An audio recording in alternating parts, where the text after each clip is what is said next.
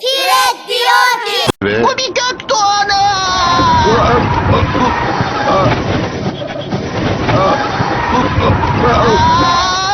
Uçma gibi. Ve... Bu bir gökdoğanı. Ve... Bu bir gökdoğanı. Bu bir gökdoğanı.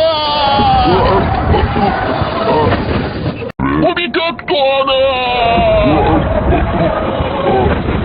Ve... Bu bir gökdoğanı. Bu bir gökdoğanı. Ve... Bu bir gökdoğanı.